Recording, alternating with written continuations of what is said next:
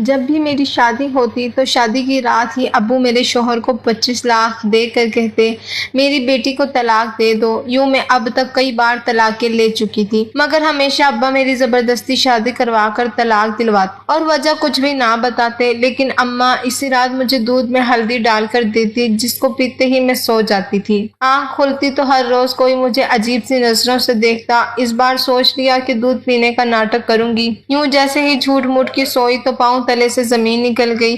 رشتے انسان کی زندگی میں بہت اہمیت رکھتے ہیں، چاہے کوئی بھی ہو۔ رشتہ ہو ماں باپ کا، بہن بھائی کا، دوست کا، شوہر کا، بیوی کا، ہر ایک رشتے کا انسانی زندگی پر گہرا اثر ہوتا ہے، اور ان رشتوں کو نبھانے کے لیے خلوص شرط ہے، مگر ہر کوئی مخلص بھی نہیں ہوتا۔ یہی رشتے آزمائشیں بھی بن جاتے ہیں اور ہمیں مسلسل ایک آزمائش میں مبتلا رکھتے ہیں۔ میں بھی ایک بہت بڑی آزمائش میں پڑ گئی تھی۔ ان رشتوں نے مجھے الجھا کر رکھ دیا تھا۔ کون دوست تھا، کون مخلص اور کون منافق، ان رشتوں کی حقیقت نے مجھے خوف زدہ کر دیا تھا۔ میرا شوہر میرے روبرو بیٹھا مجھے بڑے غور سے دیکھ رہا تھا، جبکہ میں شادی کی اسٹیج پر دلہن بنی بیٹھی خود ہی میں سمٹ چلی جا رہی تھی۔ میں منتظر تھی کہ کامران کچھ تو کہے، مگر اسے یوں بیٹھے بیٹھے جب بڑی دیر ہو گئی تو میں نے اپنی پلکیں اٹھا کر دیکھا تو اس کو خود میں مہکا بہکا پایا تھا۔ میں آخرکار بول پڑی تھی، کیا بات ہے کامران، آپ مجھے اس طرح غور سے کیوں دیکھ رہے ہیں؟ کامران کی نظریں ابھی بھی میرے چہرے پر جمی ہوئی تھیں۔ وہ کہنے لگا، تم بے حد حسین ہو معروف، 2 ماہ قبل ہماری منگنی ہوئی تھی۔ تم سے پہلے بھی امی میرے لیے کئی لڑکیوں کے رشتے لے جا چکی تھی، مگر مجھے کوئی لڑکی پسند ہی نہیں آتی تھی۔ پھر تمہاری تصویر دیکھی تو میں اسی لمحے پگھل گیا۔ مجھے تو سمجھ ہی نہیں آتا کہ کوئی اتنا خوبصورت کیسے ہو سکتا ہے۔ کامران میری تعریف میں قصیدے ہی پڑھنے لگ گیا تھا۔ وہ میری جان میں جان آئی تھی۔ میں مسکراتے چہرے کے ساتھ اس کی باتیں سننے لگی تھی۔ وہ بولتا چلا جا رہا تھا، معروف میں نے امی سے کہا ہے کہ مجھے یہ لڑکی دل و جان سے قبول ہے۔ امی نے بھی سجدہ شکر کیا تھا کہ چلو میرے بیٹے کا اب گھر بس جائے گا، میں ان کا اکلوتا بیٹا ہوں، اس لیے ان کو میری شادی کی بہت جلدی تھی۔ میں نے بھی کہا کہ چٹ منگنی اور بٹ بیاہ کرتے ہیں، میں زیادہ انتظار نہیں کر سکتا۔ امی نے میرا کہا مان لیا، اور اب دیکھو نا، تم محض 2 ماہ کے بعد ہی میری ہو چکی ہو۔ مگر یہ 2 ماہ یوں ہی نہیں کٹ گئے تھے، میں نے ایک ایک لمحہ گن گن کر گزارا تھا۔ تم سے کال پر بات کرتا تھا تو جی چاہتا تھا کہ نہیں اپنے روح برو لے آؤں۔ معروف، آج میرے دل کے تمام ارمان پورے ہو چکے ہیں، مگر افسوس تو اس بات کا بھی ہے کہ میں تمہیں حاصل کرنے کی خوشی بھی ڈھنگ سے نہیں منا سکا، اور وقت جدائی بھی آ گیا ہے۔ یہ رفاقت یہی تک تھی۔ کامران کی آخری بات سن کر میں چونک گئی تھی۔ میں بولی، کامران اب کیا کہہ رہے ہیں؟ اللہ نہ کرے کہ ہم کبھی جدا ہوں۔ کامران نے بڑے افسوس سے مجھے دیکھا تھا۔ وہ بولا، میں جب سے کمرے میں آیا تھا اسی بات پر غور کر رہا تھا کہ تم زیادہ اہم ہو یا 25 لاکھ۔ دل نے تمہارا نام لیا ہے، مگر دماغ کہتا ہے کہ 25 لاکھ کوئی چھوٹی رقم نہیں ہے۔ اگر میں ساری زندگی بھی کماتا رہوں گا تو بھی 25 لاکھ روپے جمع نہیں کر پاؤں گا۔ 25 لاکھ؟ میں حیرت سے بولی، کون سے 25 لاکھ اور کہاں سے آئیں؟ کیا ہی ہو گیا ہے کامران، یہ کوئی مذاق کا وقت نہیں ہے۔ کامران بولا، تمہارے ابو نے رخصتی کے وقت مجھے آفر کیا تھا کہ جس طرح تم میری بیٹی کو رخصت کر کے لے جا رہے ہو، اگر اسی طرح اسے طلاق دے کر میرے گھر واپس چھوڑ جاؤ گے تو میں تمہیں پورے 25 لاکھ روپے دوں گا۔ مجھے کامران کی بات سن کر بہت غصہ آ گیا تھا۔ میں نے بولا کہ آپ کا دماغ تو ٹھیک ہے، میرے ابو میری شادی کے لیے جس قدر متفکر تھے یہ آپ نہیں جانتے۔ انہوں نے بڑی چھان بین کر کے میرا رشتہ طے کیا تھا، کیونکہ ابو کہتے تھے کہ معروف، شادی عمر بھر کا بندھن ہوتی ہے، اس لیے میں بہت سوچ سمجھ کر ہی تمہاری شادی کروں گا۔ اب ایسا کیسے ہو سکتا ہے کہ میرا ابو ہی میری طلاق دلوانا چاہتے ہوں؟ آپ یقیناً مذاق کر رہے ہیں، مگر میں آپ کو صاف صاف بتا دوں، مجھے اس قسم کا مذاق بالکل بھی پسند نہیں۔ میں پاؤں پٹکتی اٹھ کھڑی ہوئی۔ یہ بات سچ ہے کہ میں آپ کو بہت چاہتی ہوں، مگر اس مذاق کی وجہ سے اگر میں آپ سے روٹھ گئی تو مانوں گی نہیں۔ کامران بولا، پیاری معروف، تم مجھے معاف کر دینا، مگر میں بہت مجبور ہو چکا ہوں، اس لیے میں اپنے مکمل ہوش و حواس میں تمہیں طلاق دیتا ہوں۔ کامران نے ایک ہی سانس میں مجھے 3 طلاقیں دے دی تھی اور میں رونے لگی تھی۔ میں نے تو کبھی خواب میں بھی نہیں سوچا تھا کہ میرے ساتھ ایسا بھی ہو سکتا سکتا ہے، شادی کی سیج پر ہی مجھے طلاق مل جائے گی۔ میری آنکھیں آنسو سے بہنے لگی تو کامران بولا، بس بس ابھی رونے کا وقت نہیں ہے یار، مجھے ڈر ہے کہ ذرا سی دیر پر تمہارے ابو اپنا فیصلہ نہ بدل لیں، یہ نہ ہو میرے 25 لاکھ میں سے ایک کٹوتی ہو جائے۔ چلو جلدی جلدی اٹھو، میں تمہیں تمہارے گھر چھوڑ کر آ جاؤں۔ مجھ سے بولا بھی نہیں جا رہا تھا مگر کامران نے میرا ہاتھ پکڑ لیا اور تقریباً مجھے گھسیٹتے ہوئے اپنے ساتھ باہر لے آیا اور گاڑی میں بٹھا کر میرے گھر کے دروازے تک لے آیا۔ کیا اس دن کے لیے اتنا انتظار کیا تھا؟ کیا میں طلاق یافتہ ہونے کے لیے دلہن کی سیج پر بیٹھی تھی اور میرے بابا وہ ایسا کیوں کر رہے تھے؟ میرے ذہن میں کتنے ہی سوالات تھے جن کا جواب میرے بابا کے پاس ہی تھا۔ اس نے بیل بجائی تو دروازہ ابو نے ہی کھولا تھا، گویا جانتے تھے کہ کامران مجھے اس وقت یہاں لے کر آئے گا۔ ابو کی طرف دیکھ کر کامران بولا، یہ لیں انکل آپ کی امانت، اب مجھے میری رقم دیں تاکہ میں چلا جاؤں۔ میری آنکھوں کے سامنے میرے ابو نے کامران کو نوٹوں سے بھرا ایک بریف کیس تھما دیا تھا۔ کامران واپس چلا گیا تو ابو میرا ہاتھ تھام کر مجھے گھر لے آئے تھے۔ انہوں نے میرا ماتھا چوما اور مجھے صوفے پر بٹھا کر بولے، اللہ کا لاکھ لاکھ شکر ہے کہ اس نے تمہاری زندگی تباہ ہونے سے بچا لی۔ میں پھوٹ پھوٹ کر رونے لگی تھی۔ میں بولی، ابو مجھے بتائیں یہ آپ نے میرے ساتھ کیا کیا؟ آپ نے مجھے رسوا کر دیا۔ میں نے تو سنا تھا باپ بیٹیوں کے گھر بسانے کی خاطر بہت کچھ کر جاتے ہیں، خود کو بیچ ڈالتے ہیں، یہاں تو آپ نے میرا ہی سودا کر دیا۔ آپ نے تو میرے شوہر کو پیسوں کی لالچ دے کر میری طلاق کروا دی۔ میں اب طلاق کا ٹھپا ماتھے پر سجا کر کہاں پھروں گی؟ روتے روتے میری ہچکی بن گئی تھی۔ اتنی دیر میں امی میرے لیے ہلدی والا دودھ لے آئی تھی۔ وہ کہنے لگی، میری بیٹی دودھ پی لو۔ میں چیخ پڑی تھی۔ میں بولی، امی میرا گھر اجڑ گیا ہے، میں شادی کی پہلی رات ہی طلاق لے کر گھر واپس آ چکی ہوں، اس سب کے پیچھے اور کوئی نہیں، میرا سگا باپ ہے۔ ایسے میں آپ مجھے دلاسا دینے کی بجائے، اپنے شوہر کا گریبان پکڑنے کی بجائے میرے لیے ہلدی والا دودھ لے آئی ہیں۔ مجھے بتائیں کیا یہاں پر کوئی مذاق ہو رہا ہے؟ امی نے میرے دونوں ہاتھ تھام لیے تھے جبکہ ابو بولے، معروف کہ تمہارا نکاح کامران کے ساتھ ہو گیا تھا تو اس کے ایک رشتہ دار نے میرے کان میں آ کر مجھے بتایا تھا کہ کامران اور اس کے گھر والے فراڈ ہیں۔ کامران تم سے پہلے بھی کئی لڑکیوں سے شادیاں کر چکا ہے اور ان سے جہیز کا مطالبہ کرتا ہے اور امیر لڑکیوں سے شادی کر کے ان کو آگے بیچ دیتا ہے، محبت کا ڈھونگ رچا کر معصوم لڑکیوں کو دھوکہ دیتا ہے۔ یہ سب سن کر تو میں حیرت میں مبتلا ہو گئی تھی مگر میں نے سوچا کہ شاید یہ جھوٹی خبر ہو، اس لیے میں نے اپنے ذرائع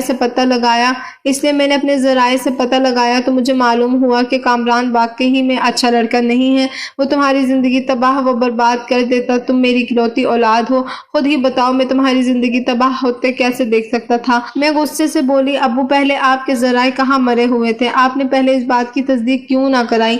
منگنی ٹوٹ جاتی تو بھی مجھے اتنا دکھ نہ ہوتا، اب تو میں رخصتی کے بعد طلاق لے کر آئی ہوں، امی میں سہیلیوں کو کیا منہ دکھاؤں گی؟ لوگ تو میرا مذاق اڑائیں گے۔ ابو بولے، لوگوں کی خاطر میں تمہاری زندگی خراب ہونے دیتا کیا؟ ناممکن ہے یہ بات۔ کہ ہمارا شور سن کر جو مہمان ہمارے گھر آئے ہوئے تھے وہ آ گئے تھے تو یہ منظر دیکھ کر دنگ رہ گئے تھے۔ امی نے جلدی جلدی سے مجھے ہلدی والا دودھ پلا دیا تھا۔ اب میری آنکھوں کے سامنے اندھیرا چھانے لگا تھا، ہر طرف خاموشی ہی خاموشی ہو گئی تھی۔ دیکھتے ہی دیکھتے میں بہت گہری نیند سو چکی تھی۔ اگلے دن دوپہر کے وقت میری آنکھ کھلی تھی، میں اپنے بیڈ پر لیٹی ہوئی تھی، مجھے بہت عجیب سا محسوس ہو رہا تھا۔ میرا دماغ ارد گرد کے ماحول کو پہچاننے میں غلطی کر رہا تھا۔ میں یہی سوچ رہی تھی کہ آخر میں یہاں کیا کر رہی ہوں۔ پھر میرے دماغ میں رات والا منظر گھومنے لگا تھا۔ اوہ مجھے تو طلاق ہو گئی ہے، یہ بات سوچتے ہی میرا دل ڈوب سا گیا تھا۔ میں جلدی سے اٹھ بیٹھی اور تقریباً بھاگتی ہوئی باہر آ گئی تھی۔ سب مہمان واپس جانے کی تیاریوں میں مشغول تھے لیکن جیسے ہی ان کی نظر مجھ پر پڑی تو وہ مجھے عجیب سی نظروں سے دیکھنے لگے تھے۔ مہمانوں کی نظروں میں میرے لیے غصہ نہیں تھا، طنز بھی نہیں تھا، کچھ ایسا تھا جسے میں سمجھ نہیں پائی تھی۔ امی نے مجھے دیکھا تو میرا ہاتھ پکڑ کر مجھے اپنے ساتھ کمرے میں لے آئی۔ وہ کہنے لگی، معروف تم دل چھوٹا مت کرو، میں تمہارا گھر ضرور بساؤں گی اور ایک ایسے شخص کو تمہارا ہم سفر بناؤں گی جو تمہیں سر آنکھوں پر بٹھا کر رکھے گا، تمہیں دنیا جہاں کی خوشیاں دلائے گا۔ تم اپنا دل افسردہ مت کرو۔ جب تک مہمان چلے نہیں گئے تھے میں امی کے کمرے میں ہی چھپ کر بیٹھی رہی تھی لیکن سکون تو برباد ہو گیا تھا۔ اٹھ کر ابو کے کمرے میں جانے کا ارادہ کیا، مجھ میں اتنی ہمت نہیں تھی کہ کسی کا سامنا کر سکوں۔ ابو کے کمرے میں داخل ہونے لگی تو کسی قسم کی آوازیں سنائی دی کہ کس طرح کی کوئی قانونی کارروائی کے متعلق، مگر کیا تھا سب किसी तरह की कोई कानूनी कार्रवाई के मुतालिक, मगर क्या था, सब सर के ऊपर से गुजर रहा था।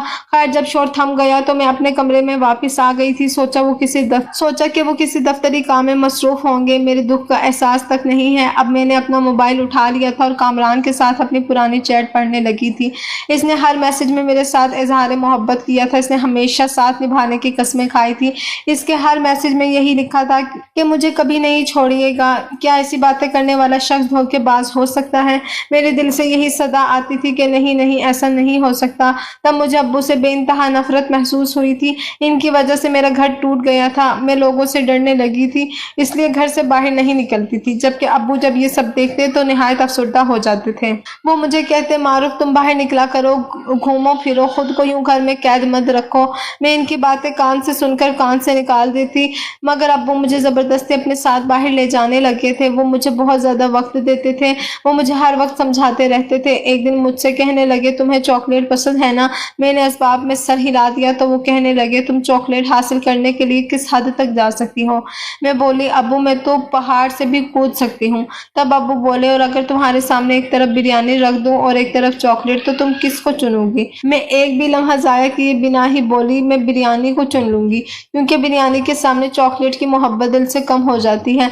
तब अब्बू बोले, मारूफ तुम कामरान के लिए चॉकलेट की सी हैसियत रखती हो, जबकि पैसा इसके लिए बिरयानी था। इसने तुम्हें पैसे की खातिर छोड़ दिया, तो क्या अब तुम सारी जिंदगी इसका रोग लगाकर बैठी रहोगी? मैं अब्बू की बातें सुनकर फूट फूट कर रोने लगी थी। वो सच ही तो कह रहे थे। कामरान ने अगर मुझे छोड़ा था तो इसमें ना ही अब्बू कसूरवार था और ना ही किसी और का कसूर था, बल्कि असल कसूर तो कामरान की खुद की नीयत का था। इस दिन मैं इतना रोई थी कि दिल से कामरान के ख्याल हमेशा हमेशा के लिए निकल गए थे कि अब्बू मुझे नई शुरुआत के लिए तैयार कर रहे थे। इन्होंने मुझे एक लड़के की तस्वीर दिखाई तो मैंने रजामंदी जाहिर कर दी थी। अब्बू ने लड़के वालों को घर बुला लिया था और मेरी और साजिद की मुलाकात करवा दी। साजिद एक अच्छा लड़का था। वो कहने लगा, मुझे इल्म है कि आपकी पहली शादी नाकाम हो चुकी है। मैं जानता हूँ कि इस शादी का टूट जाना बहुत बड़ा सदमा होता है। मैं आपको इस गम और सदमे से निकालने की पूरी कोशिश करूंगा और आपको बेइंतहा मोहब्बत दूंगा। मैं साजिद की बातें सुनकर बहुत पुरुम्मीद हो गई थी। मैंने अब्बू से कह दिया था कि मैं साजिद के साथ शादी करने पर रजामंद हूँ, पर इस दफा मैं मंगनी नहीं करना चाहती थी। मैंने निकाह का ऑप्शन किया था। इसी महज 2 हफ्ते बाद आखिर वो दिन आ ही गया था जब मेरी और साजिद की शादी हो चुकी थी। मैं खुश थी, मगर इस बार शादी की रात को लेकर दिल में बहुत से वसवसे सर उठा रहे थे। कहते हैं ना कि दूध का जला हुआ छाछ भी फूंक फूंक कर पीता है। मैं साजिद के कमरे में बैठी थी। वो बहुत खुश था। मेरे पास आया, मेरा घूंघट उठाया और मेरे हाथ में सोने की अंगूठी पहनाकर बोला, मारूफ मैं तुम्हें उम्र भर खुश रखने की कोशिश करूंगा। मैं मुस्कुरा कर बोली, क्या मुझे आपके वादों पर यकीन कर लेना चाहिए? साजिद ने इस बात में सर हिला दिया और बोला, जान की बाजी लगा दूंगा, मगर अपने कौलो फाल में पूरा उतरने की कोशिश करूंगा। तभी कमरे का किसी ने जोर से दरवाजा खटखटाया था। साजिद ने उठकर दरवाजा खोला। इतने में गोया कोई दरवाजा पीट रहा था। दरवाजा खोला तो देखा कि मेरी सास दरवाजे पर खड़ी मेरे शोहर से कुछ कह रही थी और जल्दी ही वो काम करने का कह रही थी। मुझे समझना लगी कि क्या कह रही हैं। इस वक्त आकर साजिद दरवाजा बंद करके आया तो इसके चेहरे की मुस्कुराहट मासूम होते होते खत्म हो गई थी। वो कहने लगा, मारूफ मेरी बात सुनो। ये कहते ही वो मेरा हाथ पकड़कर बोला, मारूफ तुम्हें तलाक देता हूँ, तलाक देता हूँ, तलाक देता हूँ। ये अल्फाज मेरे असाब पर हथौड़े की मानद लगे थे। मैं गुस्से में बोली कि तुम क्या बकवास कर रहे हो? साजिद कहने लगा, मारूफ मैंने 2 साल कबल कंपनी में जॉब इंटरनेशनल किया था। मुझे बहुत बुरे हालात से गुजरना पड़ा। इस कंपनी वालों ने तनख्वाह भी वाजिब सी दी थी, जबकि मेरे हुनर के बाइस कंपनी ने बहुत कामयाबी हासिल कर ली थी। जिस दिन मैं तुमसे मिलने घर आया था तब तुम्हारे अब्बू कहने लगे, मुझे क्या तुम्हारी जिंदगी की सबसे बड़ी खुशी कि साजिद तुम्हारी जिंदगी की सबसे बड़ी ख्वाहिश क्या है? तो मैं बोला था कि अगर मुझे कुछ 20 लाख रुपए तक मिल जाए तो मैं अपना बिजनेस शुरू करना चाहूंगा। अभी तुम्हारे अब्बू का फोन आया था। मेरी माँ को मुझे 25 लाख रुपए देने पर रजामंद थे। बदले में इन्हें मुझसे तुम्हारे लिए तलाक चाहिए। मैं तुम्हें तलाक हरगिज ना देता, मगर एक तरफ तुम थी और दूसरी तरफ मेरा एक बहुत बड़ा ख्वाब। चलो आओ, मैं तुम्हें तुम्हारे घर छोड़ आता हूँ, क्योंकि अब हम एक दूसरे के लिए नामहरम हो चुके हैं। मेरा सर चकराने लगा था, मेरे गाल सुर्ख हो गए थे। मैं धाड़ कर बोली, नहीं जाना, मुझे तुम्हारे साथ मैं खुद चली जाऊंगी। साजिद मुस्कुरा कर बोला, لگا یار میری مجبوری ہے کہ تمہارے ابو نے مجھ سے کہا ہے کہ اگر تم میری بیٹی کو چھوڑنے آئے تب ہی تمہیں پیسے دوں گا، اس لیے اگر مجھے تمہارے ساتھ زبردستی بھی کرنا پڑی تو میں اس سے گریز نہیں کروں گا۔ میں نے سر ہلا دیا تھا، میں کچھ کہے بنا ہی ساجد کے ساتھ چل پڑی تھی۔ جو مرد مجھے پیسے کی خاطر طلاق دے سکتا تھا وہ تو کچھ بھی کر سکتا تھا۔ گھر کے دروازے پر ساجد کی ماں کھڑی تھی، میں نے انہیں بری نظروں سے دیکھا، میری آنکھوں میں غصہ اور غم ایک ساتھ تھے۔ وہ بولی میرے بیٹے کا برسوں پرانا خواب سچ ہو جائے گا، ایک ماں کے لیے اور کیا ضروری اور اہم ہو سکتا ہے۔ گھر کی دہلیز پر پہنچ کر ساجد نے ہی بیل بجائی تھی جبکہ ابو مجھے دیکھ کر بولے آ گئی میری بیٹی۔ وہ ایسے سرسری سے انداز میں مجھ سے پوچھ رہے تھے جیسے میں ٹرپ سے واپس آئی ہوں۔ ابو باہر نکل کر ساجد سے بات چیت کرنے لگے تھے جبکہ امی میرے لیے ہلدی والا دودھ لے آئی تھی۔ میں چیخنے لگی تھی، میں بولی امی ابو نے دوسری بار بھی میرا گھر اجاڑ دیا۔ تبھی مجھے پیچھے سے ابو کی آواز سنائی دی تھی، وہ کہنے لگے میں نے تمہیں بچانے کے لیے ہی یہ سب کیا ہے۔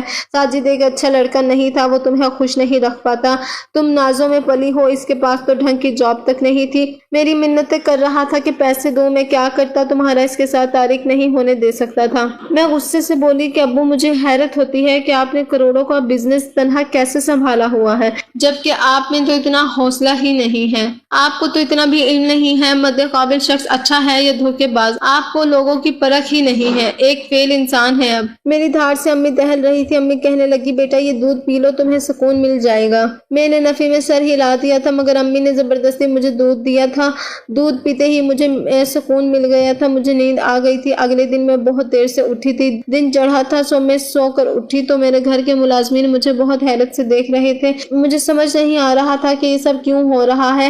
اب میں نے خود کو اپنے کمرے تک محدود کر لیا تھا، میں کسی سے ملتی جلتی ہی نہیں تھی۔ ابو ایک دن میرے پاس آئے اور کہنے لگے کتنے دن ہو گئے میں تمہارا انتظار کرتا رہا ہوں کہ تم باہر آؤ گی، ہمارے ساتھ ملو جلو گی، باتیں کرو گی، مگر تم نے تو ہم سے دوری اختیار کی ہوئی ہے۔ میں بولی ابو بتائیں آپ نے میرے ساتھ اتنا برا کیوں کیا، آپ نے میری طلاق کیوں کروائی؟ ابو کہنے لگے بیٹا کبھی کبھار اپنی اولاد کی بہتری کے لیے انسان کو کڑوا گھونٹ بھرنا پڑتا ہے، ورنہ دنیا میں ایسا کون سا باپ ہوگا جو یہ چاہے گا کہ اس کی اولاد کو مشکل حالات کا سامنا کرنا پڑے۔ میرا بس چلے تو تمہارے پاؤں بھی اپنی ہتھیلی پر رکھوں، مگر یہ دنیا ہے بیٹا، یہاں اولاد اور مال انسان کی آزمائش کے لیے ہی اتارے گئے ہیں۔ میں نے جو کچھ بھی کیا بڑی تکلیف میں کیا ہے، میں ایسا ہرگز نہیں کرنا چاہتا تھا۔ میں نے سر ہلا دیا، بولی اور یہ آخری بار تھا، اب آپ کو مزید اپنے احساسات اور جذبات کے ساتھ کھیلنے کی اجازت نہیں دوں گی۔ ابو بولے ہاں ہاں بالکل ویسا ہی ہوگا جیسا تم کہو گی۔ اس دن کے بعد میں امی ابو کے ساتھ بیٹھنے لگی تھی مگر میرے دل میں بہت سے سوال تھے۔ ابو مجھے طلاق کیوں دلواتے تھے؟ کیا میرے دونوں شوہر ہی برے تھے؟ اگر برے ہی تھے تو ابو کو پہلے ہی علم کیوں نہیں ہوتا تھا؟ شادی کی رات کیا ان پر وہی اتر جاتی تھی کہ اب تمہاری بیٹی کا شوہر اچھا نہیں ہے، اسے طلاق دلوا لو؟ چلو یہ بھی مان لیا کہ ابو کو پتہ چل جاتا تھا، پھر وہ 25 لاکھ کی رقم دے کر ہی مجھے طلاق کیوں دلواتے تھے؟ میں ابھی انہی سوالات کے جواب ڈھونڈ نہیں پائی تھی کہ ابو نے مجھ سے کہا کہ وہ میری تیسری شادی کرنا چاہتے ہیں۔ میں تو ابو کی بات سن کر ہی آپے سے باہر ہو گئی تھی۔ میں بولی نہیں ابو اب بس ہو گئی ہے، میں اب آپ کو اپنی زندگی کے ساتھ کھلواڑ نہیں کرنے دوں گی۔ ابو بولے بیٹا اب کی بار میں نے تمہارے لیے بہت اچھا رشتہ ڈھونڈا ہے۔ میں بولی اگر میرے لیے لڑکا آسمان سے بھی اتر کر آ جائے تو بھی میں تیسری شادی نہیں کروں گی۔ ابو نے میرے سامنے ہاتھ جوڑ دی اور پھوٹ پھوٹ کر رونے لگے تھے۔ وہ بولے میں جب تمہیں اداس اور غم زدہ دیکھتا ہوں میرا دل ڈوب جاتا ہے۔ 100 کروڑوں میں میری بیٹی ہے، مجھے معاف کر دو، میں اگر تمہیں یوں ہی اداس دیکھتا رہا تو اپنی جان اپنے ہاتھوں سے لے لوں گا۔ میں تو ابو کی بات سن کر ہی گھبرا گئی تھی، وہ اس حد تک بھی جا سکتے تھے کیا؟ میں بولی ابو آپ مجھے ایسے مت کہیں، ابو کے آنسو تھمتے ہی نہیں تھے، اسی لیے میں نے ان کی بات مان لی تھی۔ میں تیسری شادی کے لیے تیار ہو چکی تھی مگر میں اس بار نہ تو ذہنی طور پر امارت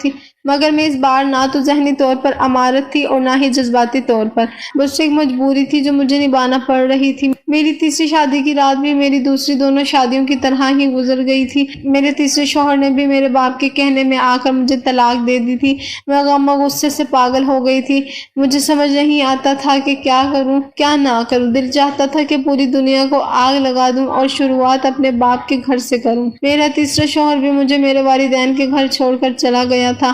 اب مجھے اپنے والدین سے نفرت ہو گئی تھی۔ ابو اگر یہ سب کر رہے ہیں تو امی انہیں روکتی کیوں نہ تھی؟ وہ تو میرے لیے ہلدی والا دودھ لے کر حاضر ہو جایا کرتی تھی۔ بھلا اس موقع پر کون سی ماں ہلدی کا دودھ پوچھتی ہے، وہ بھی اتنے آرام سے۔ ایک مہینہ ہی سکون سے گزرا ہوگا کہ ابو کو پھر سے میری شادی کا چاہ ہو گیا۔